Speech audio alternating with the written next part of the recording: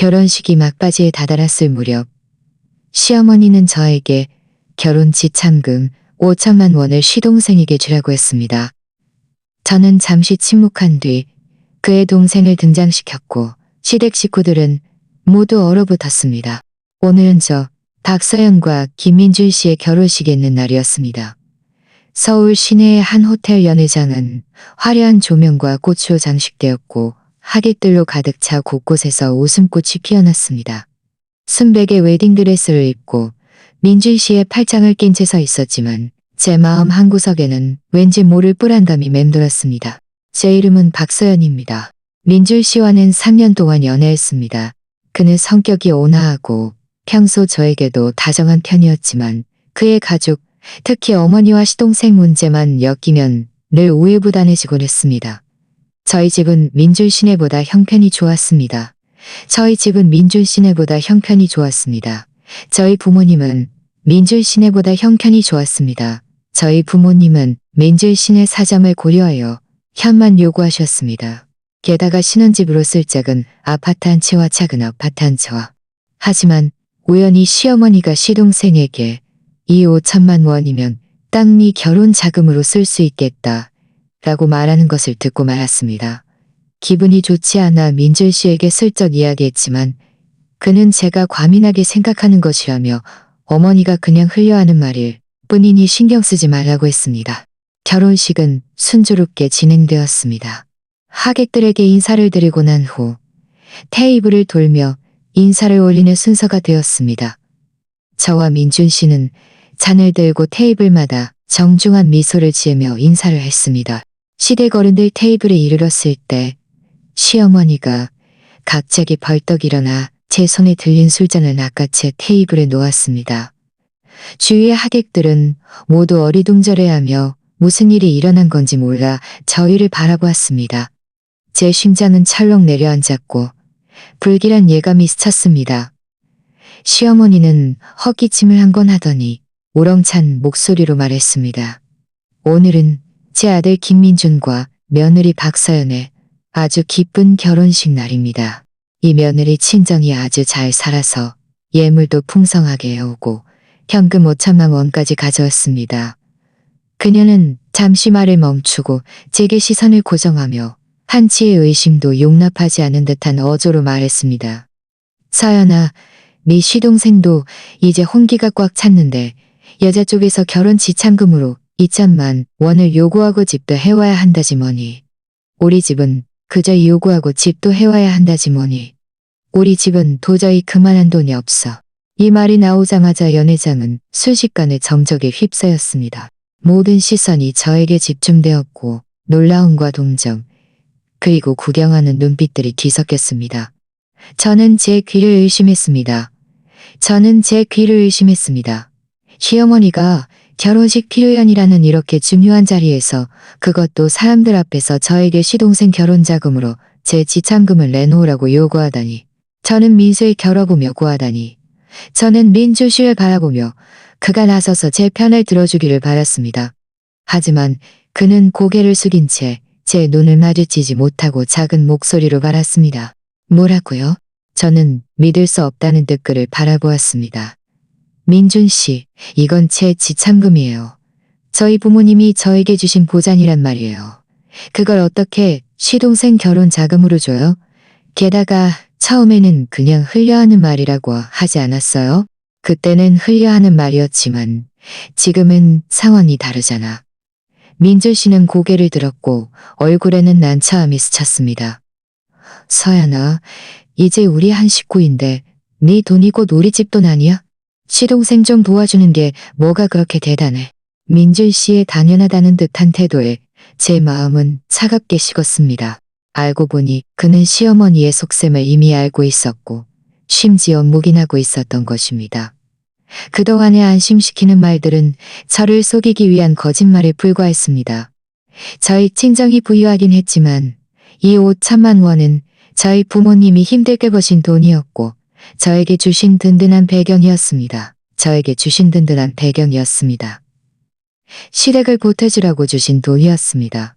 게다가 시동생 김민수는 하는 일 없이 빈둥거리고 게으른 탓에 빈둥거리고 게으른 탓에 인둥거리고 게으른 탓에 주변 하객들이 웅성거리기 시작했습니다. 이건 너무하잖아.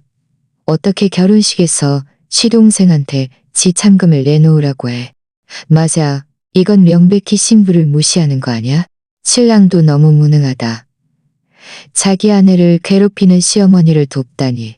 시어머니는 이런 수군거림을 듣고 얼굴이 붉어졌고 목소리는 더욱 간겸해졌습니다. 박서연, 너는 말 좀 해봐. 이 지참금 줄 거야? 말 거야? 안 주면 우리 시댁을 무시하는 거고 제대로 살 생각 없는 걸로 알겠다.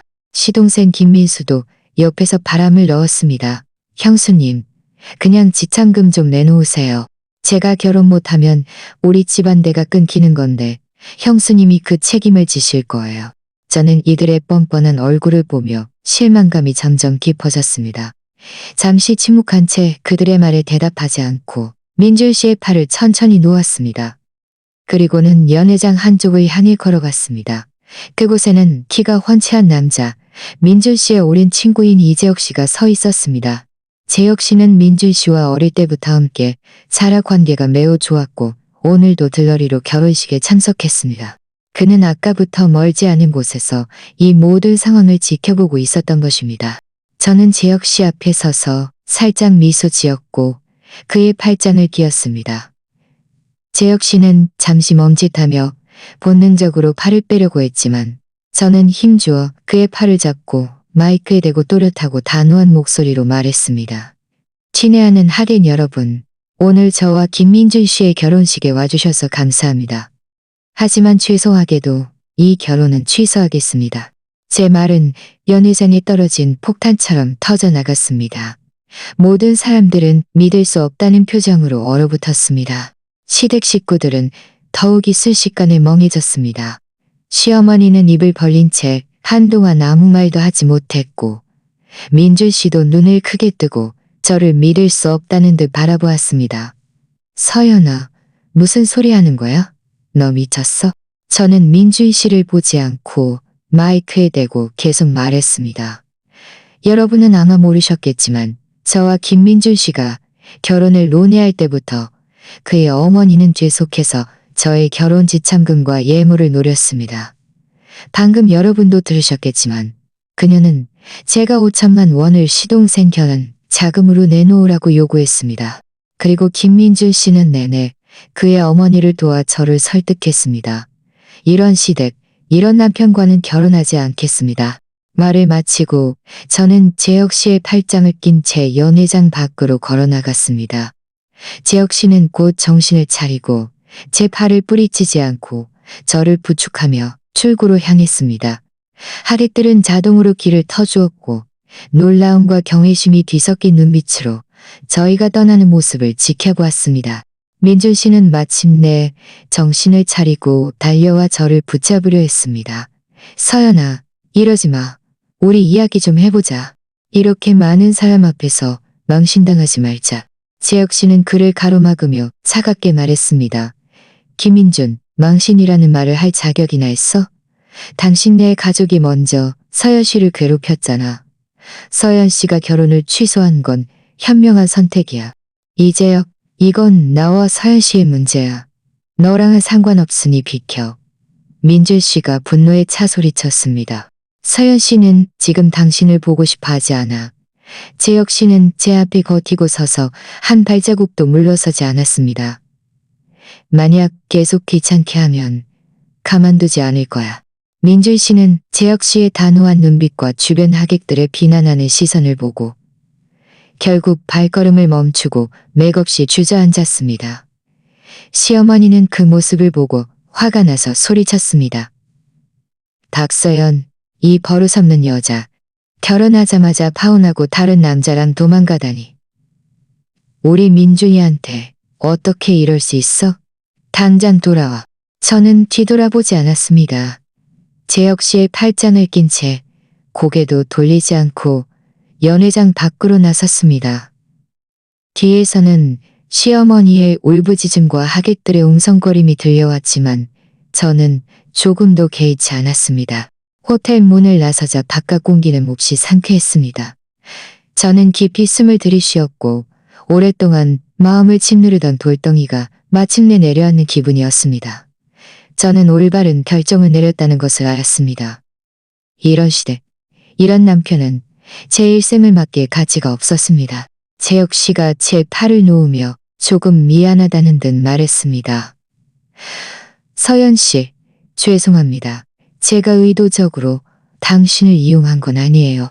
재혁 씨, 고마워요. 저는 그를 진심으로 바라보며 말했습니다. 당신이 아니었으면 저는 지금 어떻게 해야 할지 정말 몰랐을 거예요. 재혁 씨는 머리를 극적이며 말했습니다. 그들 정말 너무하네요. 어떻게 당신한테 그렇게 할 수 있지? 제 마음은 가라앉았습니다. 역시 제가 생각했던 대로였습니다. 민준 씨는 처음부터 어머니의 속셈에 가담하고 있었던 것입니다. 서연 씨, 앞으로 어떻게 할 생각이에요? 재혁 씨가 물었습니다. 우선 저희 집으로 돌아갈 거예요. 저는 말했습니다. 이 결혼은 반드시 끝내야 하고 제 것은 한 푼도 양보하지 않을 거예요. 재혁 씨가 고개를 끄덕였습니다. 제가 태워다 드릴게요. 도움이 필요하면 언제든지 말하세요. 고마워요, 재혁 씨. 저는 말했습니다. 재혁 씨 차에 앉아 창밖으로 빠르게 스쳐 지나가는 풍경을 바라보며 제 마음에는 슬픔 대신 해방감에 따른 편안함만이 가득했습니다. 저는 올바른 결정을 내렸다는 것을 알았습니다. 이런 시댁, 이런 남편은 제 일생을 맡길 가치가 없었습니다. 저는 휴대폰을 꺼내 부모님께 전화해서 지금까지 있었던 일을 말씀드렸습니다.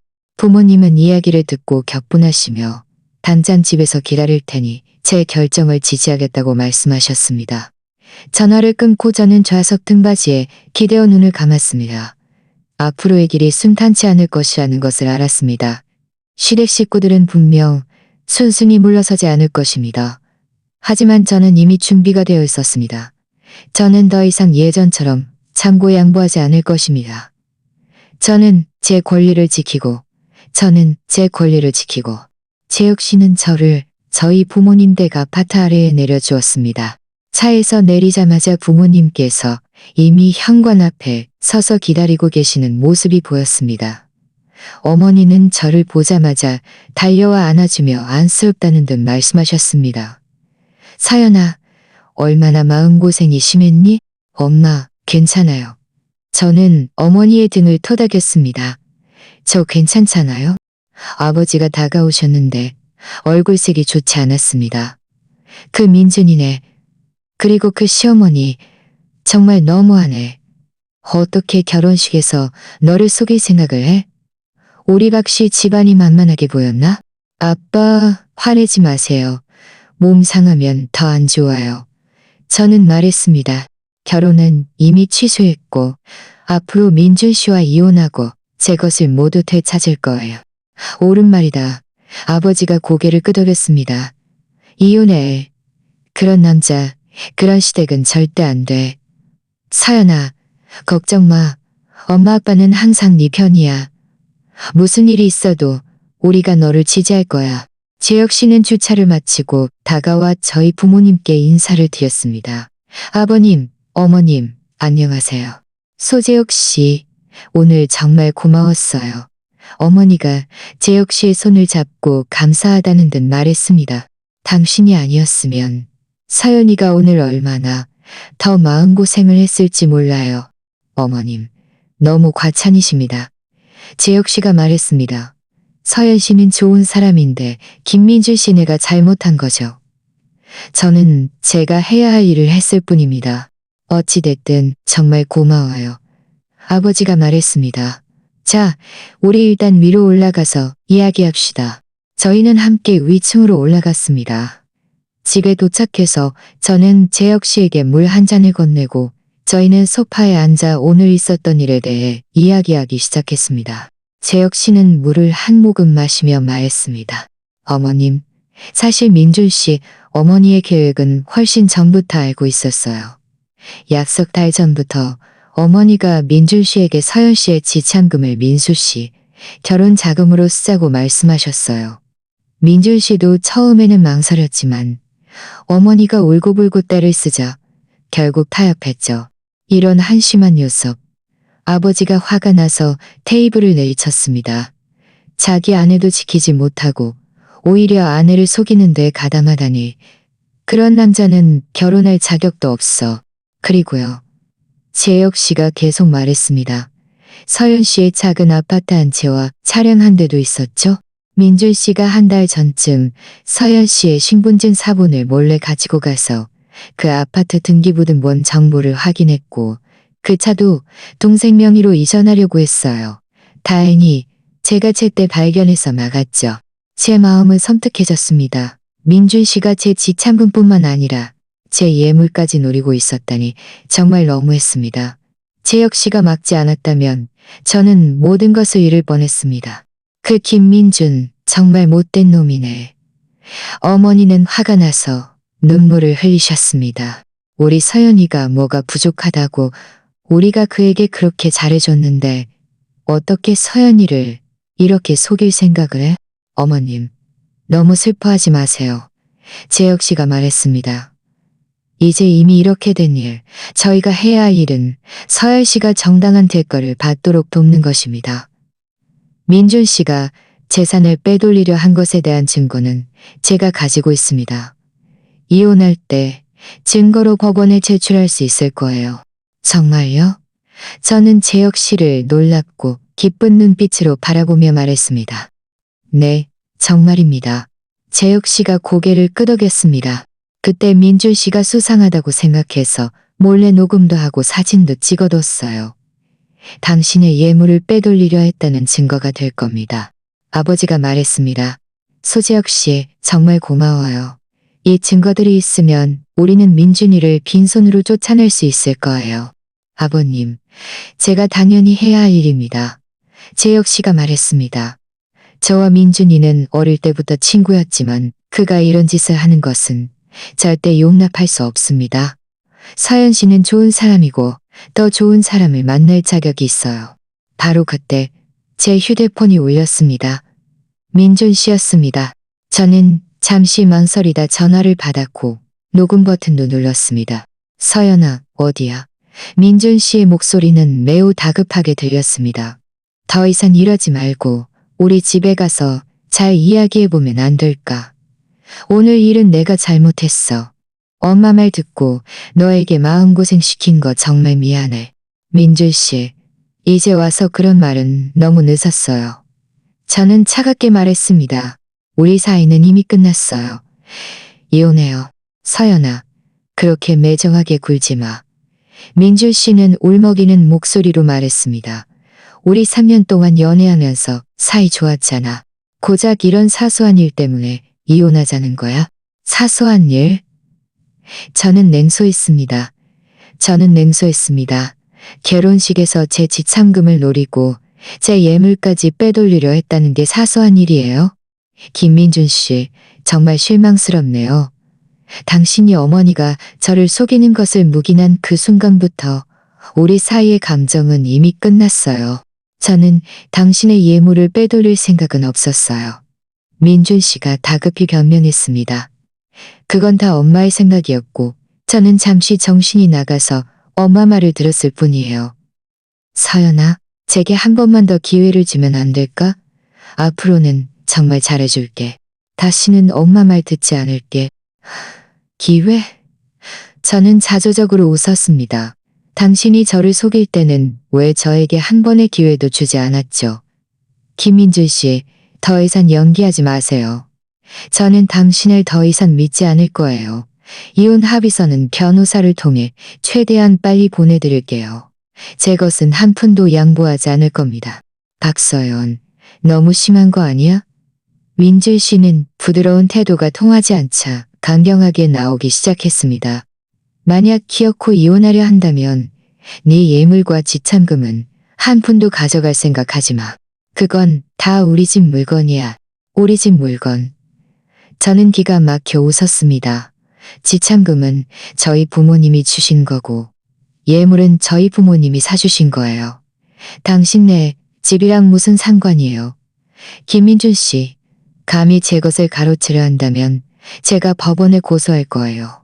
그렇게 되면 당신은 제 것을 가져가지 못할 뿐만 아니라 재산은 입죄로 인해 재산 분할에서도 불리해질 거예요. 민주희 씨의 목소리는 순식간에 불안해졌습니다. 어떻게 내가 재산을 빼돌리려 했다는 걸 알았지? 하늘이 알고 땅이 아는데 어찌 사람이 모를까? 저는 차갑게 말했습니다. 김민준 씨, 현명하게 행동하세요. 얼른 제 것을 돌려주지 않으면 당신은 큰 코 다칠 겁니다. 박서연, 이 악독한 여자. 민준 씨가 격분하여 욕설을 퍼부었습니다. 난 당신이 뜻대로 되게 두지 않을 거야. 두고 봐. 가만두지 않겠어. 기다릴게요. 저는 말하고는 전화를 끊고 녹음기를 껐습니다. 그 김민준, 정말 구제불능이네. 아버지가 화가 나서 소리쳤습니다. 감히 서연이를 협박하다니. 우리는 절대 그를 용서하지 않을 거야. 아빠, 화내지 마세요. 저는 말했습니다. 지금 가장 중요한 건 증거를 모아서 이혼 소송을 제기하고 제 것을 되찾는 거예요. 지혁 씨, 당신이 가진 증거들을 저에게 줄 수 있을까요? 물론이죠. 재혁 씨가 말했습니다. 지금 바로 보내드릴게요. 그리고 제가 믿을 만한 변호사도 한 분 아는데 소개해 드릴 수 있어요. 그분은 이혼 소송에 경험이 많아요. 너무 좋아요. 저는 말했습니다. 재혁 씨, 정말 고마워요. 그동안 정말 신세 많이 졌네요. 저에게 뭘 그렇게 고마워해요. 재혁 씨가 웃으며 말했습니다. 당신은 피해자이고 제가 돕는 건 당연한 일입니다. 이어서 재혁 씨는 증거들을 저에게 보내주었고 변호사의 연락처도 알려주었습니다. 저는 변호사에게 연락해서 지금까지 있었던 일을 자세히 설명했습니다. 변호사는 이 사건의 승소 가능성이 매우 높다며 걱정하지 말라고 최대한 저의 권리를 찾아주겠다고 말했습니다. 이 모든 일을 처리하고 재혁 씨는 돌아갈 준비를 했습니다. 저는 그를 현관까지 배웅하며 말했습니다. 재혁 씨, 오늘 정말 고마웠어요. 당신이 아니었으면 저는 정말 어떻게 해야 할지 몰랐을 거예요. 서연 씨, 저에게 뭘 그렇게 고마워해요. 재혁 씨는 저를 진지하게 바라보며 말했습니다. 앞으로 도움이 필요하면 언제든지 전화하세요. 제가 항상 옆에 있을게요. 그리고 김민준, 그 사람과는 되도록 혼자 만나지 마세요. 만약 계속 귀찮게 하면 저에게 꼭 말해주세요. 알았어요. 고마워요. 저는 고개를 끄덕였습니다. 재혁 씨가 떠나는 뒷모습을 보며 제 마음은 따뜻해졌습니다. 제가 가장 막막하고 초라했을 때 재혁 씨가 나서서 저를 도와주었습니다. 이 은혜는 평생 잊지 않을 것입니다. 거실로 돌아오자 부모님은 안쓰러운 표정으로 저를 바라보셨습니다. 서연아, 이 기간 동안은 출근하지 말고 집에서 푹 쉬어. 회사 일은 엄마가 휴가 내줄게. 아빠, 엄마, 괜찮아요. 저는 말했습니다. 저는 내일도 출근할 거예요. 일하는 게 오히려 마음을 분산시켜서 이런 불쾌한 일들을 계속 생각하지 않게 해줄 거예요. 그래, 알았다. 어머니가 고개를 끄덕였습니다. 몸 조심하고 너무 무리하지 마. 회사에서 무슨 일 생기면 꼭 우리에게 말해줘. 알았어요, 엄마. 저는 말했습니다. 밤에 저는 침대에 누워 뒤척이며 잠을 이루지 못했습니다. 오늘 결혼을 취소한 행동은 통쾌했지만 3년이라는 시간 동안의 감정이 이렇게 허무하게 무너졌다는 생각에 마음이 아팠습니다. 하지만 후회하지는 않았습니다. 길게 아픈 것보다 짧게 아픈 것이 낫고 민준 씨와 그의 가족의 본 모습을 일찍 깨닫게 된 것은 저에게 좋은 일이었습니다. 다음 날 아침 일찍 저는 평소처럼 회사로 출근했습니다. 사무실에 들어서자 동료들의 시선이 조금 달랐습니다. 동정하는 눈빛, 호기심 어린 눈빛, 그리고 조심스러운 눈빛들이었습니다. 결혼 취소 소식이 이미 퍼졌다는 것을 알았습니다. 호텔에 그렇게 많은 하객들이 있었고 저와 민준 씨의 동료들도 적지 않았으니 소식이 빨리 전해지는 것도 당연했습니다. 저는 깊이 숨을 들이쉬고 그들의 시선을 못 본 척하며 곧장 제자리로 가서 컴퓨터를 켜고 업무를 시작했습니다. 업무를 시작한 지 얼마 되지 않아 제 직속 상사인 이진아 부장님이 제 옆으로 다가와 작은 목소리로 말했습니다.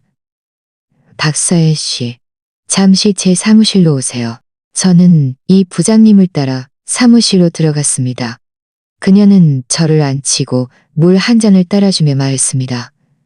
서연 씨, 어제 일은 다 되었어요. 너무 마음 아파하지 마세요.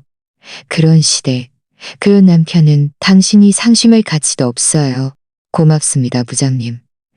저는 미소 지었습니다. 저는 괜찮아요. 이미 마음 정리했어요. 괜찮다니 다행이네요. 이 부장님이 고개를 끄덕였습니다.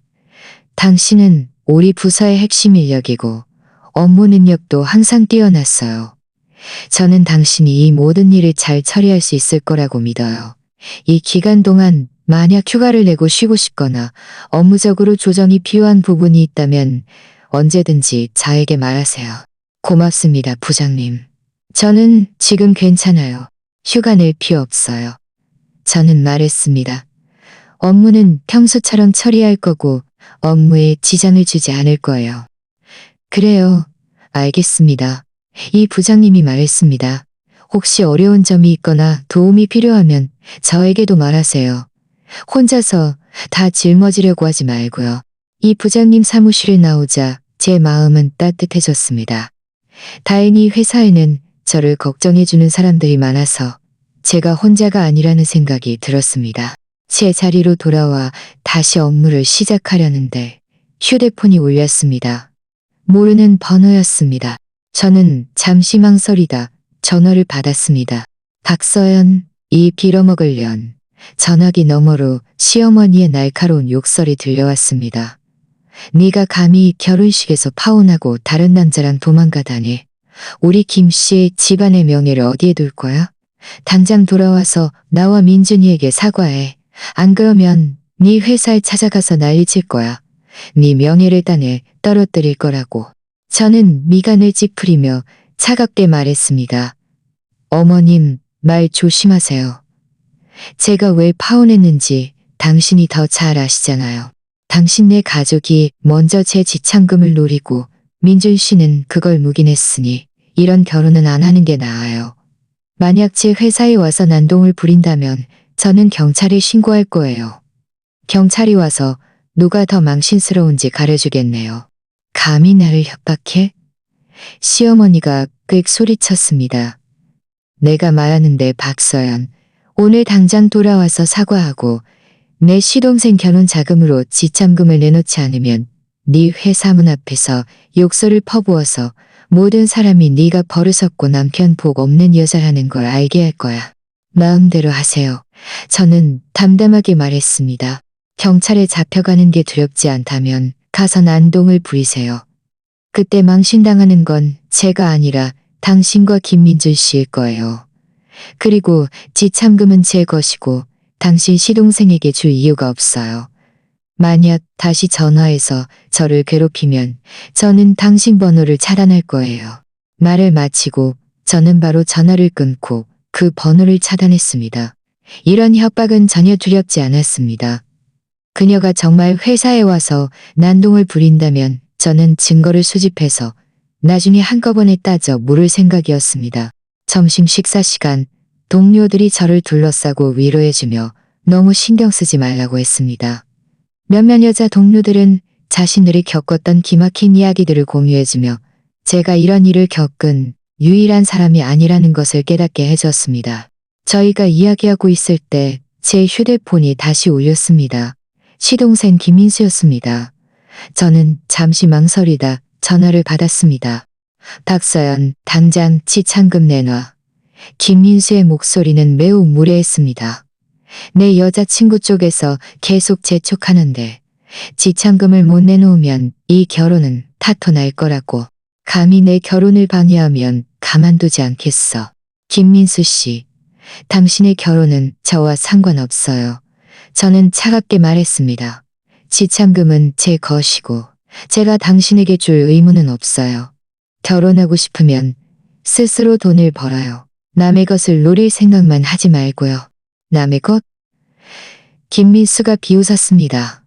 당신이 우리 형이랑 결혼하면 우리 김씨 집안 사람이 되는 거고 당신 것은 당연히 우리 김씨 집안 것이 되는 거지. 우리 형도 아무 말 안 하는데 당신이 뭐라고 떠들어. 제대로 하고 싶으면 당장 지참금 내놔. 안 그러면 당신 집에 찾아가서 난동을 부리고 회사에 찾아가서 당신을 편안하게 두지 않을 거야. 할 수 있으면 해봐요. 저는 전혀 두려워하지 않고 말했습니다. 저는 이미 경찰에 신고해서 사건 접수를 해뒀어요.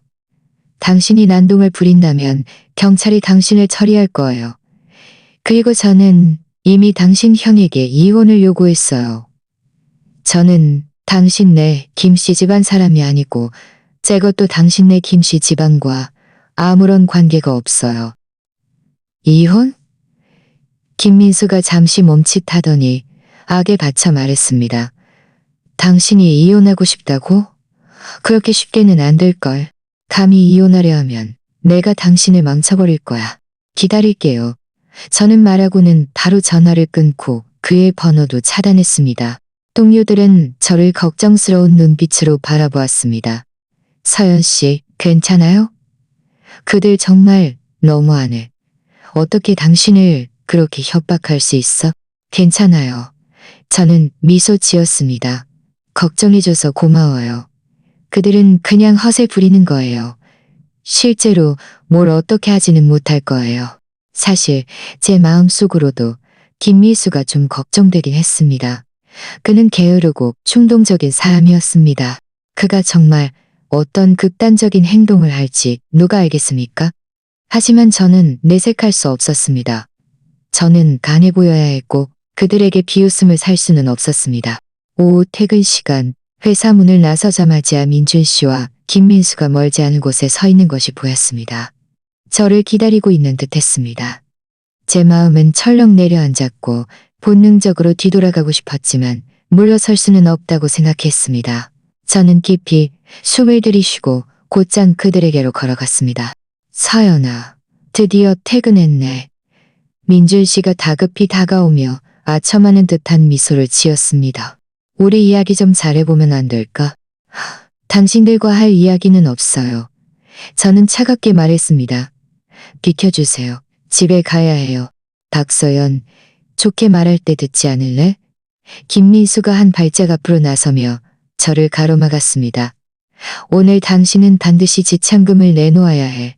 안 그러면 못 가. 김민수 씨, 뭘 하려는 거예요? 저는 한 발짝 뒤로 물러서며 그를 경계했습니다. 여기는 회사 문 앞이고 사람들이 오가는 곳이에요. 감히 함부로 굴면 소리 지를 거예요. 소리 질러? 내가 당신을 두려워할 것 같아.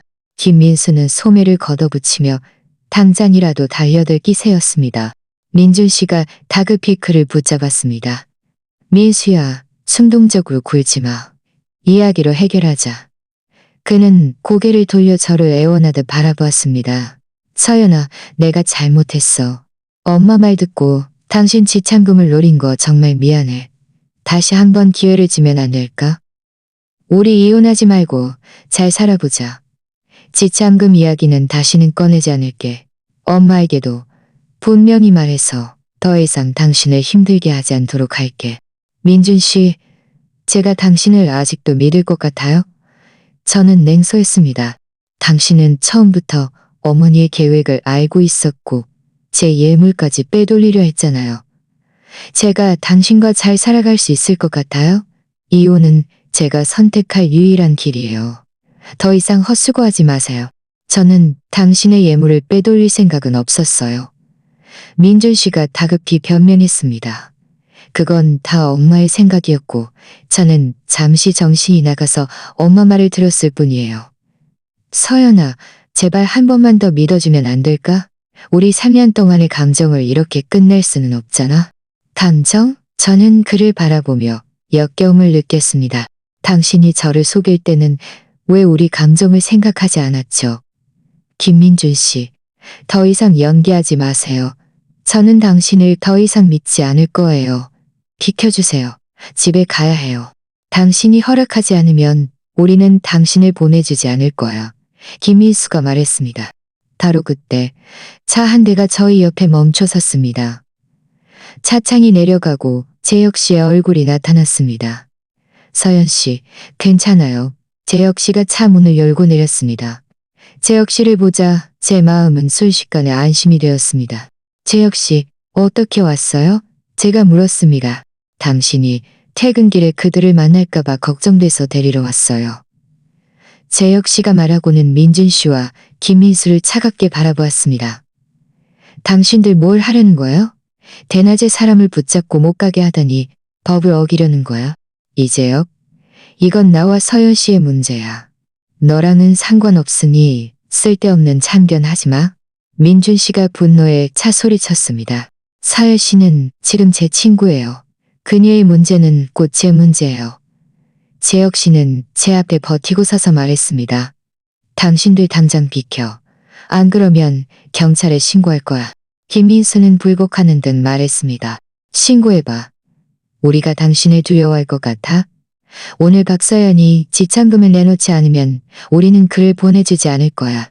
재혁 씨는 휴대폰을 꺼내 정말로 경찰에 신고하려는 신용을 했습니다. 좋아. 지금 바로 신고할게. 경찰이 와서 당신들의 이런 행동이 공무집행방해죄에 해당하는지 아닌지 가려주겠네. 민준 씨는 재혁 씨가 정말로 경찰에 신고하려 하자 다급히 김민수를 붙잡았습니다. 민수야, 충동적으로 굴지 마. 일단 가자.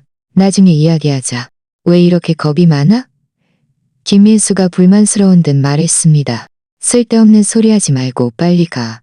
민준 씨는 김민수를 붙잡고 아쉬운 듯 저를 한번 바라보더니 몸을 돌려 떠났습니다. 그들이 떠나는 뒷모습을 보며 저는 안도의 한숨을 쉬었습니다. 재혁 씨, 고마워요. 제가 말했습니다. 또 신세졌네요. 저에게 뭘 그렇게 고마워해요? 재혁 씨가 웃으며 말했습니다. 그들이 당신을 기다릴 줄 알고 일부러 와봤어요. 앞으로 퇴근길에는 제가 계속 데리러 올게요. 일이 해결될 때까지요. 아니에요, 재혁 씨. 너무 폐를 끼치는 것 같아요. 제가 말했습니다. 폐가 아니에요. 재혁 씨가 말했습니다. 당신 같은 여자아이가 이런 일을 겪는데 제가 어떻게 안심할 수 있겠어요? 차에 타세요. 집에 데려다 줄게요. 저는 더 이상 거절하지 않고 재혁 씨의 차에 탔습니다. 차 안에서 재혁 씨가 말했습니다. 서연 씨, 걱정하지 마세요. 제가 있는 한 그들이 당신에게 함부로 하지 못할 거예요. 변호사님과는 이미 통화했어요. 최대한 빨리 소송 서류를 준비해서 다음 주에는 이혼 소송을 제기할 수 있다고 하네요. 너무 좋아요. 제가 말했습니다. 재혁 씨, 고마워요. 당신이 아니었으면 저는 정말 어떻게 해야 할지 몰랐을 거예요. 저에게 뭘 그렇게 고마워해요. 재혁 씨가 말했습니다. 당신은 좋은 사람이고 이런 고통을 겪을 필요가 없어요. 저는 당신이 당신의 것을 되찾고 김민준과 그의 가족이 마땅한 처벌을 받을 때까지 계속 도울 거예요. 재혁 씨의 말을 들으며 제 마음은 따뜻해졌습니다. 제가 가장 힘든 시기에 재혁 씨가 항상 제 곁에서 저를 돕고 위로와 격려를 해주었습니다. 저는 정말 그에게 감사했습니다. 집에 도착해서 민준 씨와 김민수를 만났던 일을 부모님께 말씀드렸습니다. 부모님은 이야기를 듣고 격분하시며 반드시 그들을 혼내줘야 한다고 말씀하셨습니다. 제가 급히 말렸습니다. 아빠, 엄마, 충동적으로 굴지 마세요. 지금은 저희에게 간호사도 있고 증거도 있어요. 우리는 법적인 절차를 통해 정당한 대가를 받아야 해요. 그들과 강하게 맞서면 오히려 우리가 다칠 수 있어요. 서연이 말이 맞아 아버지가 고개를 끄덕였습니다. 우리는 그들과 같은 수준으로 놀면 안 돼. 변호사님과는 계속 연락하고 도움이 필요한 게 있으면 언제든지 우리에게 말해줘. 알았어요. 제가 말했습니다. 밤에 저는 침대에 누워 재혁 씨가 오늘 저를 위해 해준 모든 일들을 생각했습니다. 그는 분명 민준 씨의 친구였지만 민준 씨의 행동이 마음에 들지 않아 제 편에 서서 그의 가족과 맞서 싸워주었습니다. 이 우정은 정말 귀한 것이었습니다. 이후 며칠 동안 재혁 씨는 매일 제 퇴근 시간에 맞춰 회사로 데리러 왔습니다. 민준 씨와 그의 가족은 더 이상 저를 찾아오지 않았습니다. 다만 가끔 모르는 번호로 욕설이 담긴 문자 메시지가 오곤 했는데 저는 바로 차단했습니다. 저는 바로 차단했습니다. 변호사는 매우 신속하게 움직였습니다. 월요일 아침 일찍 제게 전화해서 소송 서류가 모두 준비되었으니 와서 서명해달라고, 오후에는 법원에 제출할 수 있을 거라고 말했습니다. 저는 회사에 반차를 내고 바로 변호사 사무실로 달려갔습니다. 서명을 마치자 변호사는 제게 서류한 뭉치를 건네며 말했습니다. 박서연 씨, 이것은 저희가 정리한 증거 목록입니다. 다시 한번 확인해 주세요. 이재혁 씨가 제공한 녹음 파일과 사진 외에도 결혼식 당일 녹음 파일, 김민준 씨의 재산 은닉 정황이 담긴 은행 거래 내역 초본, 그리고 당신 예물인 아파트와 차량의 등기부등본까지, 이 모든 것이 재산의 귀속을 증명할 수 있으니 승소 가능성이 매우 높습니다. 저는 목록을 훑어보며 마음이 점점 편안해졌습니다. 최 변호사님, 고맙습니다. 수고 많으셨어요. 천만에요. 최 변호사님이 미소 지었습니다. 법원에서 사건을 접수하면 김민준 씨에게 곧 소환장이 발송될 겁니다. 이 기간 동안은 되도록 그와 그의 가족과 직접적인 충돌을 피하세요. 만약 그들이 다시 당신을 괴롭힌다면 반드시 증거를 잘 보관해 두세요. 나중에 법원에 함께 제출하여 손해배상 책임을 요구할 수 있습니다. 알겠습니다. 제가 말했습니다. 변호사 사무실을 나와 저는 바로 회사로 돌아가지 않고 재혁 씨에게 전화를 걸었습니다. 그동안 도움을 준 것에 감사하다는 의미로 저녁 식사를 대접하고 싶었습니다. 재혁 씨는 곧바로 달려왔고 웃으며 말했습니다. 왜 갑자기 저에게 밥을 사준다고 해요? 혹시 좋은 소식이라도 있어요? 네, 맞아요. 저는 웃으며 말했습니다. 변호사님이 이미 소송 서류를 제출했어요. 다 재혁 씨 덕분이에요. 당신이 제공한 증거가 없었으면 이렇게 순조롭게 진행되지 못했을 거예요. 저에게 뭘 그렇게 고마워해요? 재혁 씨가 말했습니다. 가요. 제가 아는 괜찮은 한식당이 있는데 맛이 아주 좋아요. 거기 가서 먹어요. 저희는 그 한식당에 가서 창가 자리에 앉아 음식을 주문했습니다. 음식이 나오자 재혁 씨가 갑자기 말했습니다. 서연 씨, 사실 제가 아주 오래전부터 당신에게 말하고 싶었던 게 있어요. 민준 씨가 당신을 속인 게 이것뿐만이 아니라는 거예요. 저는 잠시 멈칫했습니다. 또 무슨 일이 있어요? 작년에 당신이 민준 씨에게 맡긴 500만 원의 사업 자금 기억해요?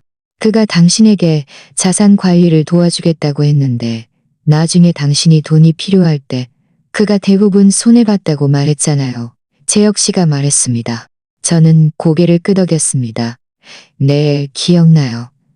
그때 그가 친구 사업에 투자했다가 손해를 봤다고 하면서 저에게 사과했죠.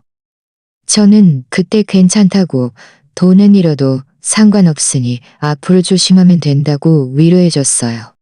그건 다 거짓말이었어요. 재혁 씨가 한숨을 쉬었습니다. 그 돈은 자산 관리에 쓰인 게 아니라 김민수 씨의 도박 빚을 갚는 데 쓰였어요. 저도 나중에 알게 된 거예요. 민수 씨가 그때 500만 원의 도박 빚을 져서 채권자들이 찾아오자 민준 씨가 어쩔 수 없이 당신 돈을 가져다 갚아준 거죠. 제 마음은 차갑게 식었습니다. 민준 씨가 저를 속이고 그 500만 원까지 가로챘다니. 그 돈은 제가 힘들게 모은 돈이었는데 시동생의 도박 빚을 갚는 데 쓰고 저에게는 손해봤다고 거짓말을 하다니. 제가 그때 민준 씨에게 솔직히 말하고 돈을 돌려주라고 설득했어요. 하지만 그는 당신이 화낼까봐, 당신들 관계에 영향을 줄까봐 계속 당신에게 숨겼어요. 재혁 씨가 말했습니다. 이제 생각해보면 그때부터 당신을 속이기 시작한 거죠. 다만 그때는 그가 나중에 이렇게까지 심하게 굴 줄은 몰랐어요. 이런 이야기들을 해줘서 고마워요. 저는 깊이 숨을 들이쉬며 감정을 진정시키려 했었습니다. 예전에는 제가 정말 바보 같았어요. 그를 계속 믿고 평생을 맡길 수 있는 사람이라고 생각했으니 그렇게 말하지 마세요. 재혁 씨는 저를 안쓰럽게 바라보며 말했습니다. 당신은 그저 너무 착하고 사람을 너무 쉽게 믿는 거예요. 김민준 씨가 당신의 착한 마음을 이용해서 계속 당신에게 상처를 준 거죠. 음식은 곧 나왔고 저희는 식사를 하며 이야기를 나누었습니다. 재혁 씨는 저에게 민준 씨와 어릴 때의 이야기들을 많이 해주었습니다. 민준 씨가 예전에는 사실 이런 사람이 아니었는데 나중에 어머니가 너무 음석을 받아주고 무엇이든 그의 뜻대로 해주자 점점 주관이 없어지고 우유부단해졌다고 했습니다. 사실 민준 씨 어머니는 항상 김민수 씨를 편애했어요. 재혁 씨가 말했습니다. 어릴 때부터 좋은 것은 다 민수 씨에게 먼저 주었고 민준 씨가 민수 씨와 다투려고 하면 어머니에게 혼났죠. 시간이 지나면서 민준 씨는 모든 것을 민수 씨에게 양보하는 습관이 생겼어요. 심지어 자리 거실지라도 어머니가 말하면 민수 씨에게 주었죠. 그랬군요. 저는 그제야 깨달았습니다. 민준 씨가 지창금 문제에서 그렇게 쉽게 타협한 이유가 있었습니다. 서연 씨, 너무 힘들어하지 마세요. 재혁 씨가 말했습니다.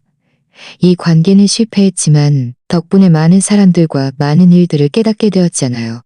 앞으로 당신은 분명 당신을 진정으로 아끼고 소중히 여겨줄 사람을 만날 거예요. 저는 미소 지었습니다.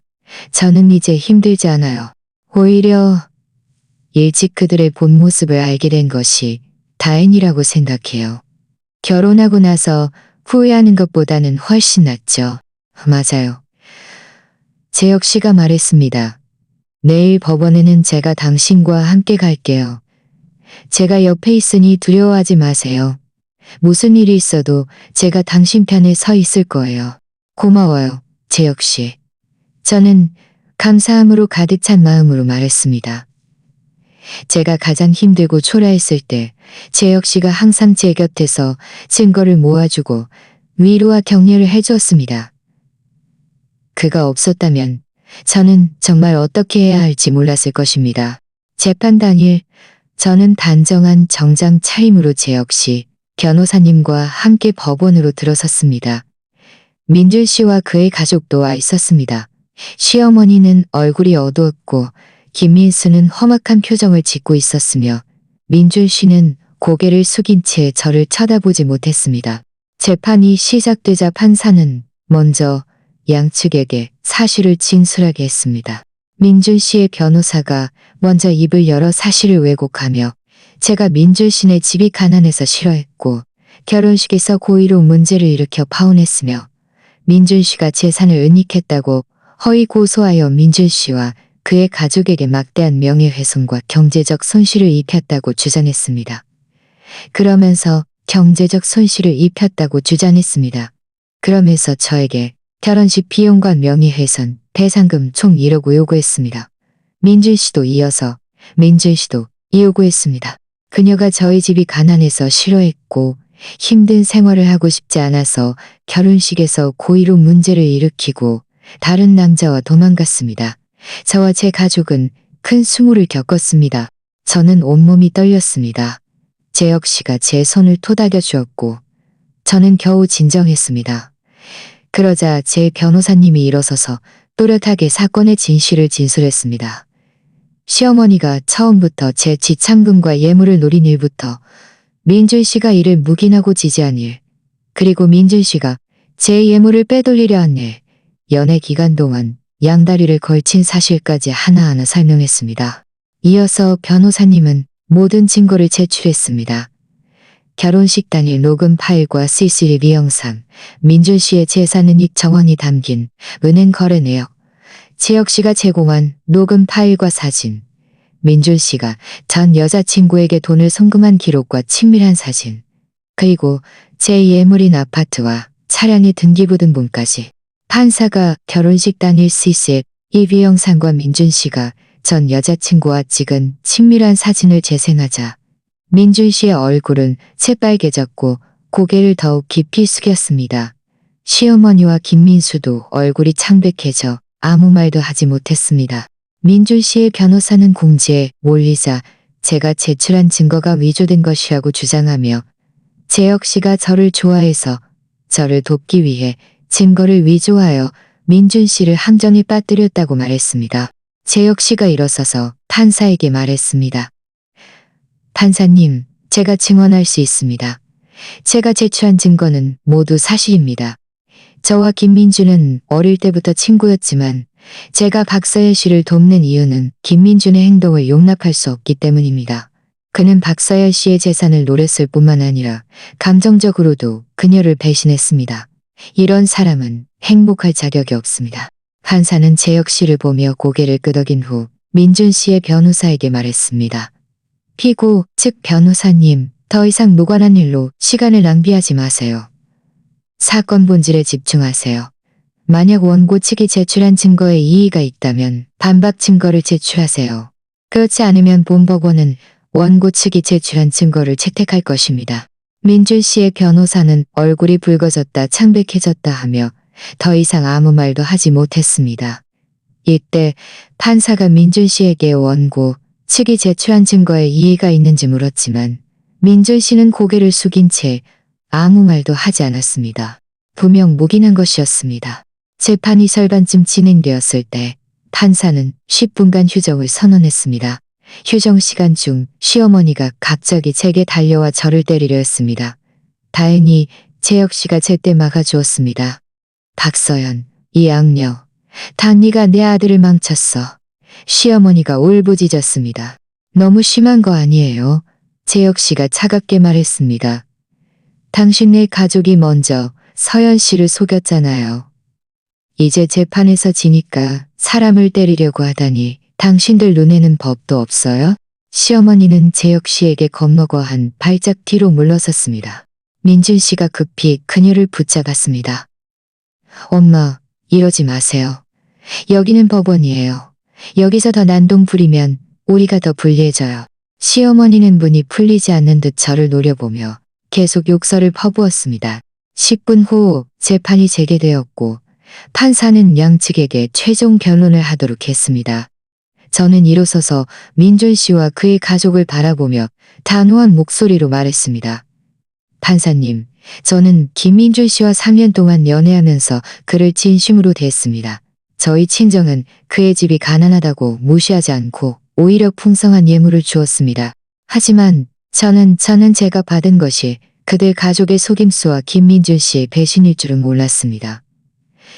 그의 어머니는 결혼식에서 사람들 앞에서 제 집 잔금을 시동생 결혼 자금으로 내놓으려고 요구했고 김민준 씨는 내내 그의 어머니를 도와 저를 설득했습니다.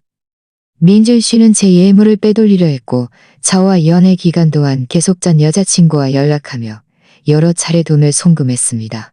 저는 오늘 이 자리에 선 것은 오직 저의 정당한 권리를 지키고 저에게 상처를 준 사람들이 마땅한 대가를 치르도록 하기 위함입니다. 저는 법원이 저와 민준 씨의 이혼을 판결하고 민준 씨가 저의 예물과 그가 빼돌린 예금 5천만 원을 돌려주고 저의 정신적 피해에 대한 위자료 5천만 원을 배상하도록 요구합니다. 동시에 그의 모든 소송 청구를 기각해 주십시오. 민준 씨는 고개를 들어 저를 바라보았고 그의 눈에는 후회로 가득했습니다. 서연아, 내가 잘못했어. 당신에게 미안해. 다시 한번 기회를 주면 안 될까? 앞으로는 정말 잘해줄게. 다시는 당신을 배신하지 않고 다시는 엄마 말 듣지 않을게. 기회? 저는 맹소했습니다. 당신이 제 재산을 노리고 제 감정을 배신할 때는 왜 저에게 한 번의 기회도 주지 않았죠? 김민준 씨, 이제 와서 그런 말은 너무 늦었어요. 저는 당신을 더 이상 믿지 않을 거예요. 우리 사이는 이미 완전히 끝났어요. 재판이 끝나고 판사는 휴정 후 선고를 내리겠다고 발표했습니다. 법원을 나올 때 민준 씨의 가족은 모두 고개를 숙인 채 아무 말도 하지 않았습니다. 민준 씨가 저에게 말을 걸려 했지만 재혁 씨가 막았습니다. 김민준, 더 이상 무슨 말을 할 거야? 재혁 씨가 차갑게 말했습니다. 당신이 잘못한 일은 당신이 책임을 져야 해. 앞으로 다시는 서열 씨를 귀찮게 하지 마. 안 그러면 가만두지 않을 거야. 민준 씨는 재혁 씨의 단호한 눈빛을 보고 결국 고개를 숙이고 몸을 돌려 떠났습니다. 재혁 씨는 저를 보며 웃으며 말했습니다. 서연 씨, 오늘 정말 잘했어요. 우리가 이겼어요. 저는 고개를 끄덕였습니다. 제 마음은 매우 평온했습니다. 이 재판에서 저는 이길 뿐만 아니라 민준 씨와 그의 가족이 그들의 행동에 대해 혹독한 대가를 치르도록 할 것이었습니다. 휴정 10일 후 변호사님에게 전화가 와서 판결문이 나왔으니 받으러 오라고 했습니다. 저는 하던 일을 멈추고 즉시 변호사 사무실로 달려갔습니다.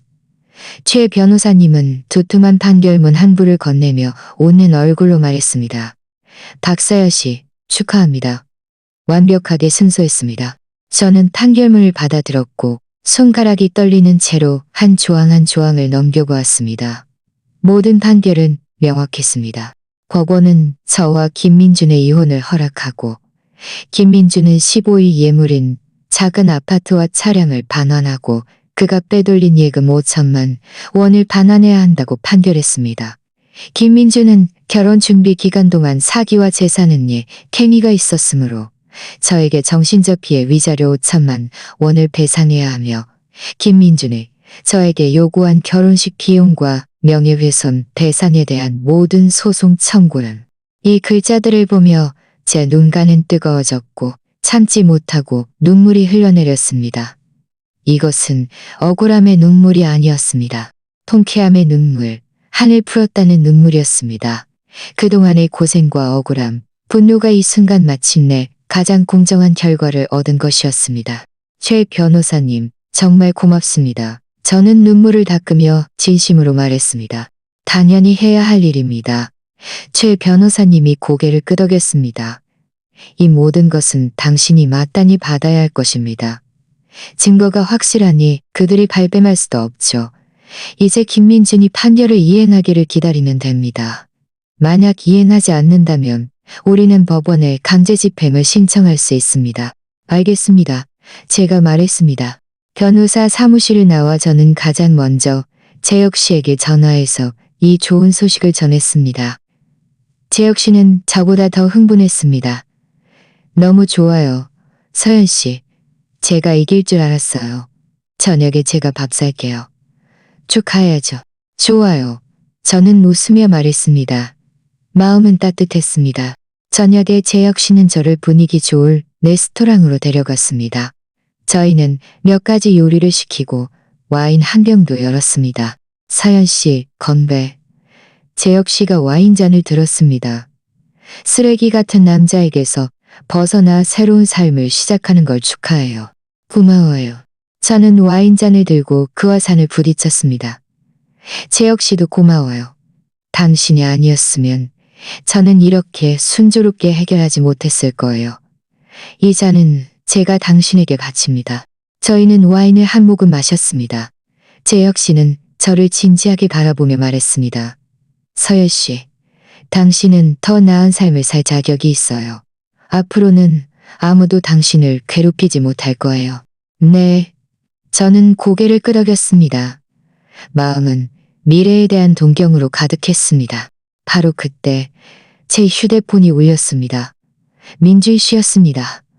저는 잠시 망설이다 전화를 받았습니다. 박서연, 판결문 받았어. 민준 씨의 목소리는 매우 지쳐 보였습니다. 그것들은 돌려줄게. 하지만 그 5천만 원의 정신적 피해 위자료는 좀 늦게 주면 안 될까? 지금 정말 형편이 어려워. 괜찮아요. 저는 담담하게 말했습니다. 하지만 한 달 안에 지불해야 해요. 만약 기한을 넘기면 법원에 강제 집행을 신청할 거예요. 고마워, 박서연. 민준 씨의 목소리에는 감사함이 스쳤습니다. 내가 당신에게 잘못한 거 알아. 앞으로는 당신을 다시는 귀찮게 하지 않을게. 전화를 끊자 재혁 씨가 저를 보며 말했습니다. 그렇게 쉽게 허락해줬어요? 네. 저는 고개를 끄덕였습니다. 저도 일을 너무 극단적으로 만들고 싶지 않아요. 그가 제 것을 제때 돌려주고 배상하면 더 이상 따지지 않을 거예요. 당신은 너무 착해요. 재혁 씨가 고개를 저었습니다. 하지만 잘 해결되는 것이 가장 중요하죠. 식사를 마치고 재혁 씨는 저를 집에 데려다 주었습니다. 아파트 입구에 도착하자 그가 갑자기 발걸음을 멈추고 저를 바라보며 말했습니다. 서연 씨, 제가 아주 오래전부터 하고 싶었던 말이 있어요. 저는 그를 바라보았고 어쩐지 예감이 들었습니다. 서연 씨, 저는 당신을 좋아해요. 재혁 씨의 눈빛은 매우 진지했습니다. 대학생 때 당신을 처음 본 순간부터 당신을 좋아했어요. 나중에 당신이 민준 씨와 사귀게 되면서 이 감정을 마음속에만 담아둘 수밖에 없었죠. 이제 당신이 민준 씨와 이혼했으니 더 이상 이 기회를 놓치고 싶지 않아요. 제게 기회를 주면 안 될까요? 제가 당신을 돌보게 해주세요. 재혁 씨의 진심 어린 눈빛을 보며 제 마음은 크게 흔들렸습니다. 재혁 씨는 정말 좋은 사람이었습니다. 그는 착하고 정직하고 책임감이 강했습니다. 제가 가장 힘들 시기에 항상 제 곁에서 저를 돕고 수많은 어려움을 이겨내도록 해주었습니다. 저도 그에 대한 감정이 단순한 친구를 넘어섰다는 것을 알고 있었습니다. 하지만 저는 아직 망설였습니다. 재혁 씨, 저는 실패한 관계를 겪어서 마음에 아직 상처가 있어요. 저는 두려워요. 제가 알아요. 재혁 씨가 제 말을 끊었습니다. 저는 당신을 강요하지 않을 거예요. 기다릴 수 있어요. 당신이 상처에서 완전히 벗어나고 저를 받아들일 준비가 될 때까지요. 아무리 오래 걸려도 저는 기꺼이 기다릴 거예요. 재혁 씨, 고마워요. 저는 그를 바라보았고 눈에는 감동이 가득했습니다. 제게 시간을 좀 주세요. 잘 생각해 볼게요. 좋아요. 재혁 씨가 고개를 끄덕였고 얼굴에는 미소가 번졌습니다. 기다릴게요. 당신이 어떤 결정을 내리든 저는 당신을 지지할 거예요. 집에 돌아와 부모님께 판결문을 보여드렸습니다. 부모님은 판결문을 보시고 모두 기뻐하시며 이것이 가장 공정한 결과라고 말씀하셨습니다. 서연아, 너무 잘 됐다. 이제 그 민준이네 가족에게서 완전히 벗어날 수 있겠네. 어머니가 말했습니다. 앞으로는 다시 시작해서 너에게 진정으로 잘해주는 사람을 찾아. 맞아. 아버지가 고개를 끄덕였습니다. 소재혁 그 아이도 괜찮아. 너에게 잘해주고 인품도 좋고 너희 둘 잘 어울려. 아빠, 엄마 알아요. 제가 말했습니다. 재혁 씨가 오늘 저에게 고백했어요. 제가 그에게 시간을 좀 달라고 했어요. 잘 생각해 볼게요. 그래야지. 어머니가 말했습니다. 이혼했으니 잘 생각해 봐야지.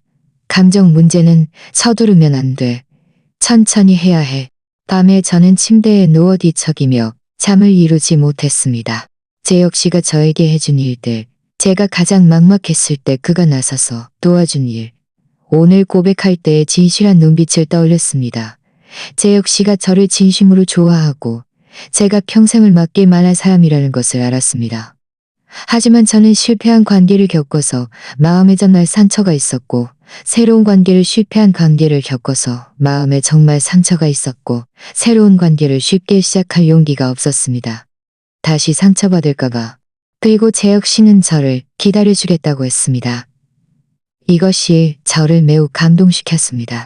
이후 며칠 동안 민준 씨는 나름대로 신의를 지켜 작은 아파트와 차량이 명의 이전 절차를 시작했습니다. 그는 더 이상 저에게 연락하지 않았고 모든 일은 변호사를 통해 소통했습니다. 재혁 씨도 저를 강요하지 않고 예전처럼 매일 저에게 문자 메시지를 보내 제 생활과 업무를 걱정해 주었습니다. 가끔 저에게 저녁 식사나 산책을 제안하기도 했습니다. 어느 날 제가 퇴근하고 집에 오니 저희 집 문 앞에 택배 상자가 놓여 있었습니다. 열어보니 예쁜 찻잔 세트가 들어있었고 카드에는 이렇게 쓰여 있었습니다. 사연 씨, 이 찻잔 세트가 바쁜 업무 속에서 당신의 마음을 편안하게 해줄 수 있기를 바랍니다. 재혁 씨는 바랍니다. 재혁 씨는 곧바로 퇴해줄 수 있기를 바랍니다. 재혁 씨는 곧바로 답장했습니다. 재혁 씨는 항상 유쾌해졌습니다. 재혁 씨는 항상 이렇게 섬세했고 제가 무엇을 필요로 하는지 항상 알고 있었습니다. 마음에 든다니 다행이네요. 차 마시는 걸 좋아하면 앞으로 자주 차 마시러 만나요. 좋아요. 저는 답장했습니다. 주말에 재혁 씨는 저에게 차를 마시러 가자고 했습니다. 저희는 분위기 좋은 찻집에 가서 창가 자리에 앉아 차를 마시며 이야기를 나누었습니다. 재혁 씨는 저에게 자신의 업무에 대한 많은 이야기와 미래 계획을 말해주었습니다. 그는 진심으로 사랑하는 사람을 만나 행복한 가정을 꾸리고 평범하고 따뜻한 삶을 살고 싶다고 했습니다. 저는 조용히 들으며 재혁 씨가 바로 제가 찾던 사람이라는 것을 점점 더 분명하게 깨달았습니다. 그는 성숙하고 침착하고 책임감이 강했으며 무엇보다 저를 진심으로 사랑하고 소중히 여겨주었습니다. 차를 마시고 재혁 씨는 저를 집에 데려다 주었습니다. 아파트 입구에 도착하자 그가 저를 바라보며 작은 목소리로 말했습니다. 서연 씨, 잘 생각해 봤어요? 저는 그를 바라보며 고개를 끄덕였고 얼굴에는 미소가 번졌습니다. 재혁 씨, 저 당신과 함께하고 싶어요. 재혁 씨의 눈이 순식간에 밝아졌습니다. 그는 감격하여 제 손을 잡았습니다. 서연 씨, 정말요? 너무 좋아요. 제가 정말 잘해줄게요. 영원히 당신에게 상처 주지 않고 영원히 당신을 배신하지 않을 거예요. 저는 당신을 믿어요. 제가 말했습니다.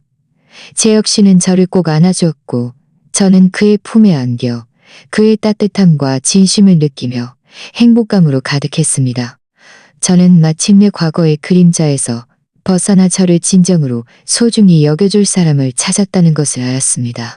저희는 석 달 후에 결혼하기로 결정했습니다. 결혼식은 거창하게 하지 않고 양가 가족들과 친한 친구들만 초대해서 식사를 하며 저희의 행복을 축하해주는 것으로 충분하다고 생각했습니다. 저희가 결혼 준비에 한참일 때 병원에서 갑자기 전화가 왔습니다. 간호사였습니다. 시어머니의 병세가 악화되어 위독하니 마지막으로 저를 한번 보고 싶어 한다는 것이었습니다. 간호사는 박서연 씨, 당신들이 예전에 갈등이 있었던 건 알지만 노인이 지금 너무 불쌍해요. 계속 당신 이름을 부르면서 할 말이 있다고 해요. 한번 와줄 수 없겠어요? 저는 오랫동안 망설였습니다. 저는 정말 더 이상 그들 가족과 엮이고 싶지 않았습니다. 하지만 그녀가 위독하다는 간호사의 말을 듣자 마음 한구석이 안쓰러웠습니다. 아무리 못된 사람이라도 한 생명인데 재혁 씨는 제가 갈등하는 모습을 보고 말했습니다. 서연 씨, 만약 가고 싶으면 제가 같이 가줄게요. 가고 싶지 않으면 괜찮아요. 당신의 결정을 지지할게요. 저는 생각 끝에 고개를 끄덕였습니다. 갈게요. 작별 인사를 하고 공식적으로 끝을 맺어야 할 것 같아요. 다음 날 저와 재혁 씨는 함께 병원으로 갔습니다. 병실 침대에 시어머니가 누워 있었습니다. 얼굴은 창백했고 숨소리는 미약했으며 매우 초췌해 보였습니다. 저를 보자 그녀의 눈에서 눈물이 흘러내렸습니다. 박서연, 네가 왔구나. 그녀의 목소리는 너무 작아 거의 들리지 않았습니다. 저는 병상 옆으로 다가갔지만 아무 말도 하지 않았습니다. 내가 미안하다. 시어머니는 더 심하게 눈물을 흘렸습니다. 예전에는 다 네 잘못이었어. 네 지참금을 노리고 너를 강요하고 계속 너를 괴롭힌 것들. 이제 와서 이런 말을 하는 건 늦었다는 걸 알지만 그래도 네가 알아줬으면 좋겠어. 내가 정말 많이 후회하고 있다는 걸. 후회해도 소용없어요. 이미 벌어진 일이니까요. 저는 침착하게 말했습니다. 제가 오늘 온 건 당신과 끝을 맺기 위해서예요.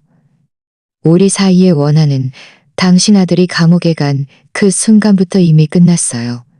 저는 지금 아주 잘 지내고 있고 곧 결혼할 거예요.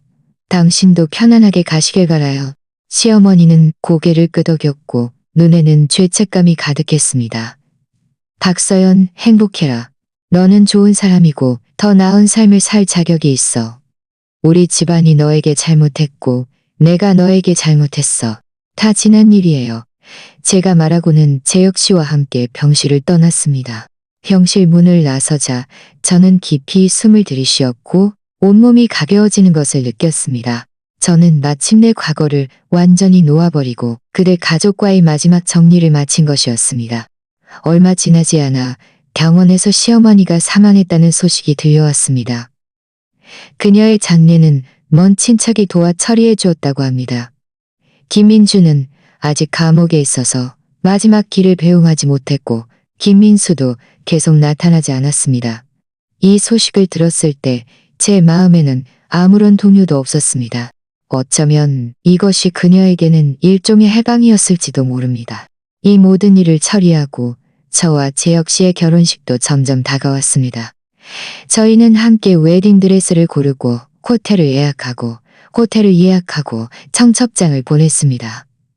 매일매일 충만하고 행복했습니다. 제 친구들은 모두 저를 기뻐하며 제가 진정한 행복을 찾았다고 축복해 주었습니다. 정하늘은 제 가장 친한 친구였습니다. 그녀는 특별히 지방에서 돌아와 제 들러리가 되어 주었고 결혼 준비도 함께 도와주었습니다. 하늘이가 제 손을 잡고 말했습니다. 서연아, 네가 지금 이렇게 행복한 걸 보니 정말 기쁘다. 그때 네가 결혼식에서 단호하게 파혼했을 때부터 네가 분명 더 좋은 사람을 찾을 거라고 알았어. 재혁 씨는 좋은 남자야. 너는 그를 잘 잡아야 해. 알아. 저는 웃으며 말했습니다. 하늘아 고마워. 내가 가장 힘들 때 항상 내 곁에서 나를 격려해줬잖아. 나한테 뭘 그렇게 고마워해? 하늘이가 웃으며 말했습니다. 우리는 가장 친한 친구잖아. 네 행복이 곧 내 행복이야. 결혼식 당일 햇살은 눈부셨고 날씨는 유난히 좋았습니다. 저는 순백의 웨딩드레스를 입고 아버지의 손을 잡고 한 걸음 버진 로드를 걸어갔습니다. 버진 로드 끝에 재혁 씨는 단정하게 차려입은 정장 차림으로 저를 바라보고 있었고 그의 눈에는 사랑과 따뜻함이 가득했습니다. 주위의 친지들과 친구들은 모두 저희를 축복해 주었고 박수와 환호성이 끊이지 않았습니다. 저는 재혁 씨를 바라보았고 눈에는 눈물이 가득했습니다. 목사님의 증언 아래 저희는 반지를 교환하고 평생의 약속을 했습니다. 저는 박서연 씨를 저의 합법적인 아내로 맞이할 것을 서약합니다. 가난하든 부유하든 건강하든 병들든 저는 항상 그녀를 사랑하고 보호하며 떠나지 않고 변치 않을 것입니다. 재혁 씨의 목소리는 단호하고 힘찼습니다. 저는 이재혁 씨를 저의 합법적인 남편으로 맞이할 것을 서약합니다. 가난하든 부유하든 건강하든 병들든 저는 항상 그를 사랑하고 지지하며 떠나지 않고 변치 않을 것입니다. 저도 울먹이며 말했습니다. 서약을 마치자 재혁 씨는 제 이마에 부드럽게 키스했고 주위에서는 뜨거운 박수와 환호성이 터져 나왔습니다. 결혼식이 끝나고 모두 함께 연회장으로 가서 식사를 했습니다. 저희가 인사를 돌고 있을 때 익숙한 그림자가 갑자기 연회장 문 앞에 나타났습니다. 김민수였습니다. 그는 낡은 옷을 입고 머리는 헝클어져 있었으며 얼굴에는 수염이 가득했습니다. 매우 초라해 보였습니다. 그가 저와 재혁 씨를 보자 그의 눈에는 질투와 원한이 가득했습니다. 박서연. 김민수가 울부짖으며 달려왔습니다. 다 너 때문이야. 다 네가 우리 집안을 망쳤어. 우리 엄마는 죽었고 우리 형은 감옥에 갔고 우리 집안은 뿔뿔이 흩어졌어. 이 모든 게 다 네 잘못이야. 내가 너를 죽여버릴 거야. 하객들은 이 갑작스러운 상황에 모두 놀라 손에 들었던 것을 멈추고 저를 바라보았습니다. 재혁 씨는 즉시 제 앞에 서서 그를 막으며 차갑게 말했습니다. 김민수, 무슨 말도 안 되는 소리를 하는 거야?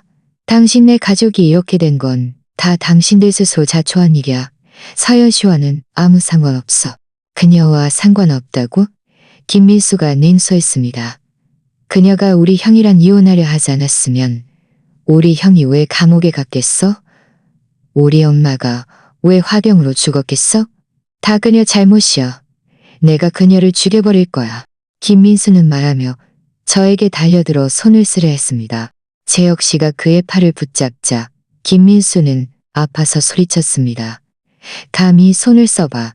재혁 씨의 눈빛은 매우 차가웠습니다. 여기는 결혼식장이고 이렇게 많은 친지들과 친구들이 보고 있어. 감히 함부로 굴면 지금 바로 경찰에 신고해서 너도 네 형처럼 감옥에 처박아 버릴 거야. 김민수는 재혁 씨의 단호한 눈빛과 주변 하객들의 비난하는 시선을 보고 기세가 단번에 꺾였습니다. 하지만 여전히 분이 풀리지 않는 듯 말했습니다. 박서연, 너무 잘난 척하지 마. 나는 당신을 가만두지 않을 거야. 이때 하늘이가 다가와 말했습니다. 저는 이미 경찰에 신고했어요. 경찰이 곧 올 거예요. 현명하게 행동하고 당장 가세요. 안 그러면 경찰이 오면 당신은 큰 코 다칠 거예요. 김민수는 이 말을 듣고 얼굴이 순식간에 창백해졌습니다. 그는 자신이 경찰에 잡히면 좋을 것이 없다는 것을 알았습니다. 그는 저를 앙칼지게 한번 노려본 후 몸을 돌려 황급히 도망쳤습니다. 그의 초라한 뒷모습을 보며 하객들은 웅성거리기 시작했습니다. 누구야? 왜 이렇게 교양이 없어? 남의 결혼식에서 난동이나 부리고. 듣자 하니 전 시동생이라던데 정말 기막힌 인간이네. 저런 사람은 경찰에 잡혀가야 해. 재혁 씨는 몸을 돌려 걱정스럽게 물었습니다. 서연 씨, 괜찮아요? 놀라지는 않았어요. 괜찮아요. 저는 고개를 저었습니다. 고마워요, 재혁 씨. 저에게 뭘 그렇게 고마워해요? 재혁 씨가 웃으며 말했습니다. 그 사람 때문에 우리 기분 망치지 말아요. 마저 인사돌아요. 네. 저는 고개를 끄덕이고 재혁 씨와 함께 계속해서 친지들과 친구들에게 인사를 했습니다. 비록 작은 소동이 있었지만 저희 기분에는 영향을 주지 못했습니다. 저는 이것이 저와 재혁 씨의 행복한 삶의 시작이라는 것을 알았습니다. 어떤 사람이나 어떤 일도 저희가 행복을 추구하는 것을 막을 수 없었습니다. 결혼식이 끝나고 저와 재혁 씨는 몰디브로 신혼여행을 갔습니다. 아름다운 해변에서 저희는 함께 일출과 일몰을 보고 함께 백사장을 거닐며 저희만의 행복한 시간을 만끽했습니다. 신혼여행에서 돌아오자 저와 재혁 씨의 삶은 평범하면서도 달콤했습니다. 저는 계속 회사에 출근했고 재혁 씨는 자신의 사업에 바빴습니다. 매일 퇴근하고 집에 오면 저희는 함께 저녁 식사를 만들고 산책하며 서로의 하루를 공유했습니다. 주말에는 양가 부모님을 찾아뵙거나 친구들과 함께 놀러 갔습니다. 삶은 충만하고 행복했습니다. 약 반년 후 저는 임신했다는 것을 알았습니다. 임신 테스트기에 서명하게 두 줄이 뜨자 저는 너무 감격해서 손이 떨렸습니다. 저는 급히 재혁 씨에게 달려가 이 소식을 전했습니다. 재혁 씨는 부엌에서 요리를 하다가 이 소식을 듣고 손에 들고 있던 주걱을 떨어뜨렸습니다. 그는 저에게 달려와 저를 안고 감격하여 말했습니다. 우리에게 아기가 생겼어? 네. 저는 고개를 끄덕였고 눈에는 눈물이 가득했습니다. 우리에게 아기가 생겼어요. 재혁 씨는 저를 안고 몇 바퀴 돌더니 조심스럽게 저를 소파에 앉히고는 긴장한 목소리로 말했습니다. 빨리 앉아. 아무것도 움직이지 마. 앞으로 집안일은 다 내가 할게. 당신은 아무것도 신경 쓰지 말고 편안하게 태교만 해. 재혁 씨의 긴장하면서도 흥분한 모습을 보며 저는 웃음을 참을 수 없었습니다. 그날부터 재혁 씨는 마치 다른 사람이 된 듯 했습니다. 매일 다양한 영양식을 만들어주고 퇴근하고 집에 오면 가장 먼저 제 배에 귀를 대고 아기의 움직임을 들었습니다. 아기에게 동화책을 읽어주고 동요를 불러주기도 했는데 그 모습이 너무나 사랑스러웠습니다. 양가 부모님도 제가 임신했다는 소식을 듣고 모두 기뻐하셨습니다. 저희 부모님은 매일 저에게 전화해서 쉬는 것에 주의하고 제때 식사하라고 당부하셨고 자주 몸에 좋은 국을 끓여 저희 집으로 가져다 주셨습니다. 재혁 씨 어머니도 자주 오셔서 저를 돌봐주시고 다양한 임산부 용품을 사다 주셨으며 육아 경험도 공유해 주셨습니다. 제가 곧 엄마가 될 행복감에 젖어 있을 때 갑자기 교도소에서 전화가 왔습니다. 김민준이 저를 보고 싶어 한다는 것이었습니다. 저는 멍해졌고 마음속으로는 매우 갈등했습니다. 저는 더 이상 김민준과 엮이고 싶지 않았지만 교도소 직원은 김민준이 제가 임신했다는 것을 알고 마음의 죄책감을 느껴 저에게 미안하다는 말을 하고 싶어 하며 김민수를 좀 찾아달라고 부탁하고 싶어 한다고 말했습니다. 전화를 끊고 저는 재혁 씨에게 이 일을 말했습니다. 재혁 씨는 저를 보며 말했습니다. 서연 씨, 만약 가고 싶지 않으면 가지 마세요. 김민준이 지금 무슨 말을 해도 늦었어요. 그를 다시 만날 필요 없어요. 저도 가고 싶지 않아요. 저는 말했습니다. 하지만 그가 김민수를 찾고 싶다고 했어요. 김민수가 다시 문제를 일으킬까봐 좀 걱정돼요. 결국 그는 지금 아무것도 가진 게 없으니 어떤 극단적인 행동을 할지 모르잖아요. 재혁 씨는 잠시 생각하더니 말했습니다. 당신 말이 맞아요. 그럼 제가 당신과 함께 갈게요. 그가 정확히 뭘 하려는지 확인해봐요. 그저 사과하고 싶다면 듣고 바로 떠나고 만약 단짓을 하려 한다면 제가 당신을 보호할 수 있으니까요. 네. 저는 고개를 끄덕였습니다. 주말에 저와 재혁 씨는 함께 교도소로 갔습니다. 두꺼운 유리병 너머로 김민준이 죄수복을 입고 머리를 짧게 깎은 모습이 보였습니다. 예전의 기세등등한 모습은 사라지고 초췌함과 후회만이 남아 있었습니다. 저와 재혁 씨를 보자 김민준의 눈빛이 흔들렸고 그는 전화를 들었습니다. 서연아, 오랜만이네. 오랜만이에요. 저는 침착하게 말했습니다. 임신했다고 들었어. 축하해. 김민준의 목소리는 약간 쉬어 있었습니다. 네가 지금 잘 지낸다니 다행이다. 고마워요. 제가 말했습니다. 저를 왜 찾았어요? 무슨 할 말이 있어요? 미안하다는 말을 하고 싶었어. 김민준의 눈에는 후회가 가득했습니다. 예전에는 내가 너무 이기적이고 어리석었어. 네 재산을 노렸을 뿐만 아니라 네 감정까지 배신해서 너에게 그렇게 많은 마음고생을 시켰어. 만약 그때 내가 너에게 잘해주고 엄마 말 듣지 않았더라면 우리 지금은 달라졌을까? 만약은 없어요. 저는 그를 바라보았습니다. 과거는 이미 지나갔어요. 저는 지금 아주 잘 지내고 있으니 당신도 잘 지내고 출소 후에 새 사람이 되길 바라요. 내가 너무 심하게 잘못했다는 걸 알아. 지금 무슨 말을 해도 늦었지. 김민준이 한숨을 쉬었습니다. 엄마가 돌아가신 후로 계속 민수를 찾고 싶었는데 연락이 안 돼. 그 애가 나쁜 길로 빠지거나 다시 당신을 괴롭힐까봐 걱정돼. 나를 좀 도와서 그 애를 찾아줄 수 없을까? 못 찾더라도 좀 신경 써줘. 만약 그 애가 나타나면 더 이상 나쁜 짓 하지 말라고 전해줘. 김민준이 이런 말을 할 줄은 몰라서 저는 조금 의외였습니다. 저는 잠시 생각하다 말했습니다.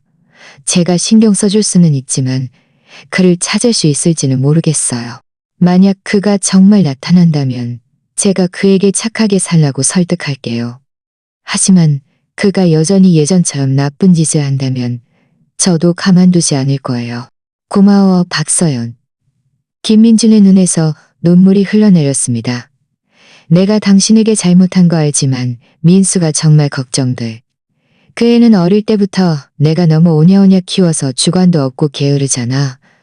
그 애가 어떤 불법적인 일을 저지를까봐 두려워. 그는 이미 성인이니 자신의 행동에 책임을 져야 해요. 재혁 씨가 끼어들어 말했습니다. 지금 당신에게 가장 중요한 건 잘 지내고 하루빨리 출소하는 거예요.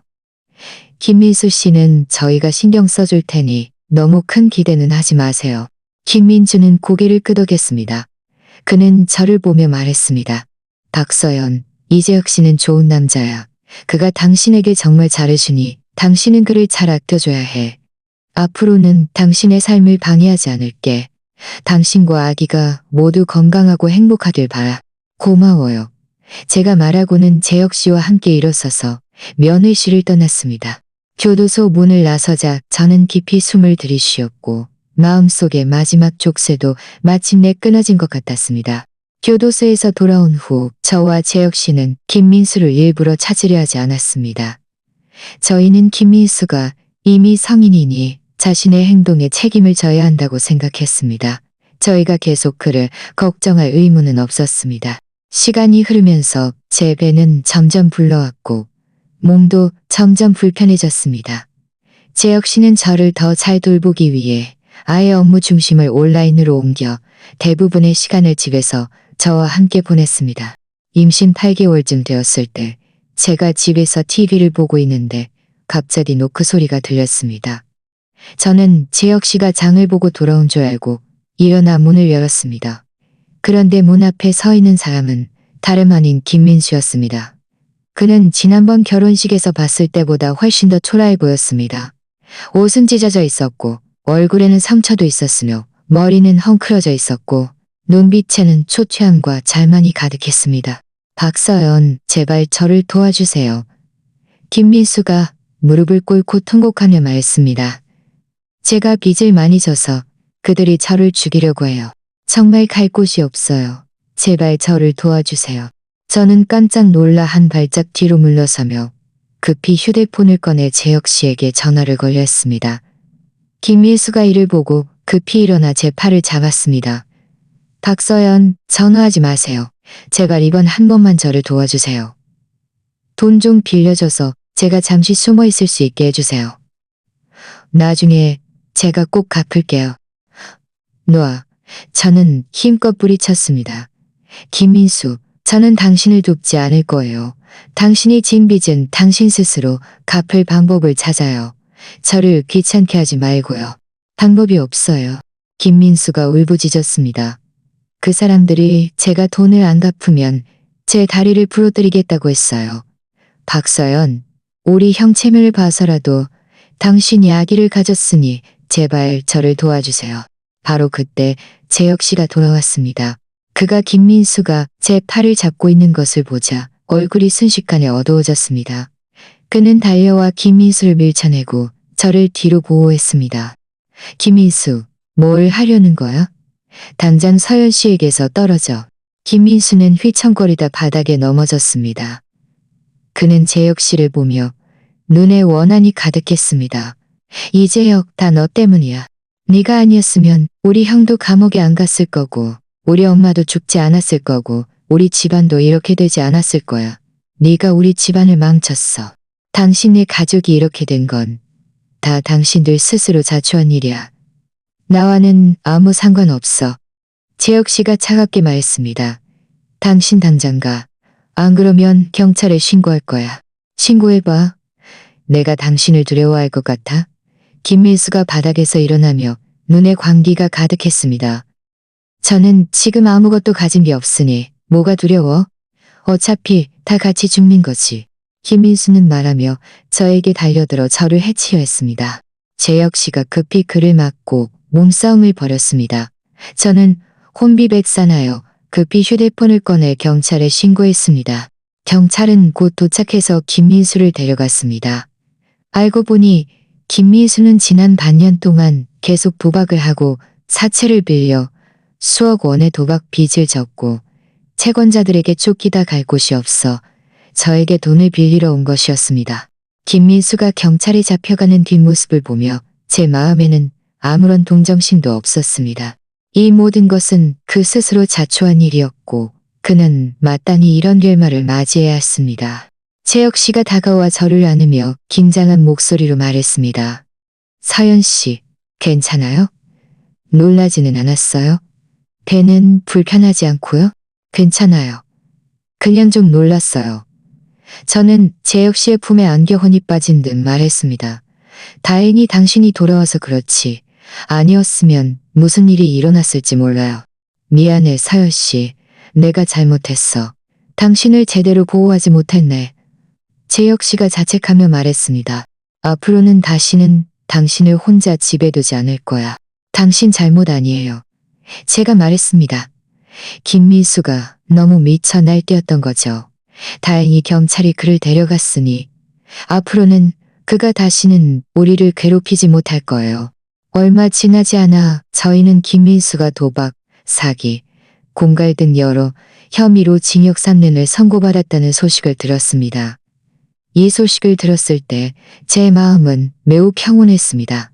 사필기정, 김민수도 마침내 자신의 행동에 대해 마땅한 대가를 치른 것이었습니다. 이 일을 겪으면서 재혁 씨는 저에게 더욱 극진히 신경 썼고 거의 한시도 떨어지지 않고 저와 함께 했습니다. 저도 지금의 행복한 삶을 더욱 소중히 여기게 되었고, 그저 편안하게 아기를 낳는 것만을 바랐습니다. 약 한 달 후, 저는 순조롭게 건강한 아들을 낳았습니다. 품에 안긴 말랑한 아기를 보며 저와 재혁 씨는 모두 감격했습니다. 양가 부모님도 모두 기뻐하시며 매일 아기를 보러 오시고 저에게 온갖 보양식을 끓여다 주셨습니다. 아기의 탄생은 저희의 작은 가정을 더욱 완전하고 행복하게 만들었습니다. 재혁 씨는 매일 아침 일찍 일어나 아기 기저귀를 갈아주고 우유를 먹이고 아기를 목욕시키고 동화책을 읽어주기도 했습니다. 영락없는 슈퍼아빠였습니다. 재혁 씨와 아기가 교감하는 모습을 보며 제 마음은 행복감으로 가득했습니다. 저는 마침내 저만의 행복을 찾았고 따뜻하고 화목한 가정을 이루었다는 것을 알았습니다. 아기 100일 잔치날, 저희는 소박하게 100일 잔치를 열어 양가 가족과 가까운 친구들만 초대했습니다. 아기는 빨간색 작은 옷을 입고 동그란 눈을 뜬 채 제품에 얌전히 안겨 있었고 모두가 그를 귀여워하며 예쁘다고 칭찬했습니다. 어머니는 아기를 안고 입이 귀에 걸리도록 웃으며 말했습니다. 봐봐, 이 아이는 눈은 서연이를 닮고 코는 재혁이를 닮았네. 정말 예쁘게 자랄 거야. 재혁 씨의 어머니도 고개를 끄덕였습니다. 이 아이는 정말 복이 많네요. 이렇게 좋은 가정에서 태어나요. 재혁 씨는 제 옆에 앉아 제 손을 잡고 부드럽게 말했습니다. 서연 씨, 수고 많았어요. 이렇게 귀여운 아기를 저에게 선물해주고 이렇게 행복한 삶을 선물해줘서 고마워요. 저에게 뭘 그렇게 고마워해요? 저는 웃으며 말했습니다. 이 아이는 우리 둘의 소중한 아기잖아요. 앞으로 우리 함께 잘 보살펴요. 100일 잔치가 거의 끝날 무렵 최 변호사님이 갑자기 찾아왔습니다. 그는 서류 가방을 들고 웃으며 말했습니다. 박서연 씨, 이재혁 씨, 귀한 아들을 얻으신 것을 축하드립니다. 제가 오늘 온 건 좋은 소식을 전해드리려고요. 무슨 좋은 소식이에요? 저와 재혁 씨는 동시에 물었습니다. 최 변호사님이 서류 가방을 열어 집행 결정문 한 부를 꺼내며 말했습니다. 김민준 씨 명의의 작은 아파트 한 채가 법원에 의해 경매되었습니다. 경매 비용과 집행 비용을 제외하고 8천만 원이 남았는데 이것이 당신에게 지급될 배상금입니다. 여기에는 이전에 미지급된 5천만 원의 정신적 피해, 위자료와 그동안의 이자도 포함되어 있습니다. 정말요? 저는 놀랍고 기쁜 듯 말했습니다. 김민준에게 작은 아파트 한 채가 있었다는 걸 거의 잊고 있었는데 법원에서 정말 경매를 진행해서 배상금을 되찾아주다니 당연히 사실입니다. 최 변호사님이 고개를 끄덕였습니다. 김민준은 교도소에서 비교적 좋은 태도를 보여서 감형의 기회가 있지만 그의 명예 재산은 법원이 여전히 법에 따라 집행할 것입니다.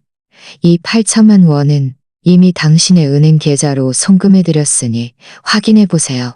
저는 휴대폰을 꺼냈고 정말로 은행에서 송금 알림을 받았습니다. 화면에 나타난 숫자를 보며 제 마음은 매우 감격했습니다. 이 돈은 단순한 배상금이 아니라 정의를 지키는 법의 힘이었고 제가 과거에 겪었던 억울함에 대한 보상이었습니다. 최 변호사님, 정말 고맙습니다. 제가 말했습니다. 이렇게 오랜 시간 동안 이 사건을 계속 도와주시다니 당연히 해야 할 일입니다. 최 변호사님이 웃으며 말했습니다. 의뢰인의 정당한 권리를 지키는 것이 제 직업입니다. 이제 이 일이 완전히 해결되었으니 당신들도 마음 편히 지내세요. 최 변호사님은 잠시 앉아있다가 돌아갔습니다. 그가 떠나는 뒷모습을 보며 제 마음은 감사함으로 가득했습니다.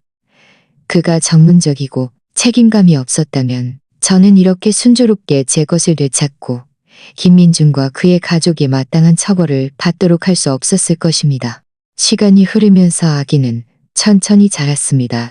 웃을 줄 알게 되었고 뒤집을 줄 알게 되었고 앉을 줄 알게 되었고 어설프게 엇가 엄마를 부를 줄도 알게 되었습니다. 매일 퇴근하고 집에 와서 아기의 귀여운 웃는 얼굴을 보면 모든 피로가 사라졌습니다. 재혁 씨의 사업은 점점 더 잘 되었고 그는 특별히 회사 근처에 더 큰 집, 정원이 있는 집을 샀습니다. 정원이 있는 집을 샀습니다. 나중에 아기가 정원에서 뛰어놀 수 있도록 말입니다. 약 2년 후 김민주는 만기 출소했습니다. 저는 재혁 씨 친구로부터 그 소식을 들었습니다. 그가 출소 후 완전히 다른 사람이 되었다고 했습니다. 말수가 적어지고 예전 친구들과는 연락도 끊었으며 택배기사 일을 찾아 성실하게 살고 있다고 했습니다. 재혁 씨는 저에게 혹시 그가 다시 문제를 일으킬까봐 친구에게 그의 동향을 좀 신경 써달라고 하십니다. 저는 고개를 저었습니다. 더 이상 그에게 그의 동향을 좀 신경 쓸 필요였습니다. 아니에요. 이렇게 많은 일을 겪었으니 그도 교훈을 얻었을 거예요. 그가 우리를 다시 괴롭히지 않는 한 우리는 서로 간섭하지 않으면 돼요. 재혁 씨가 고개를 끄덕였습니다. 당신 말이 맞아요. 우리는 우리 삶을 잘 살면 돼요. 과연 김민주는 출소 후 다시는 저에게 연락하지 않았고 저희를 괴롭히지도 않았습니다. 듣자 하니 그는 가끔 어머니의 묘를 찾아가고 다른 시간에는 열심히 일하며 월급의 일부를 먼 친척에게 보내 집안의 낡은 집을 돌봐달라고 부탁했다고 합니다. 저는 그가 진심으로 후회하고 있으며 과거의 잘못을 만회하기 위해 노력하고 있다는 것을 알았습니다. 비록 제가 그를 용서하지는 않겠지만 그가 새 사람이 되는 것을 보니 제 마음속의 원한도 사라졌습니다. 결국 사람은 앞으로 나아가야 하고 과거의 원한에 얽매이면 자신만 불행해질 뿐입니다.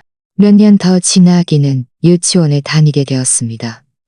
매일 아침 저와 재혁 씨는 함께 유치원에 데려다주고 저녁에는 함께 데리러 왔습니다. 주말에는 아기와 함께 공원에 놀러 가거나 양가 부모님을 찾아뵙곤 했습니다. 온 가족이 화목하고 즐거웠습니다. 제 업무도 큰 발전이 있었습니다. 부서장으로 승진하여 급여와 대우가 예전보다 훨씬 좋아졌습니다. 재혁 씨의 회사도 점점 더 발전하여 업계에서 선두주자가 되었습니다. 저희는 함께 노력하고 함께 발전하며 삶은 점점 더 풍요로워졌습니다. 어느 날 제가 아기를 데리고 마트에 장을 보러 갔는데 뜻밖에도 김민준을 만났습니다. 그는 택배기사 유니폼을 입고 마트에서 택배를 배달하고 있었습니다.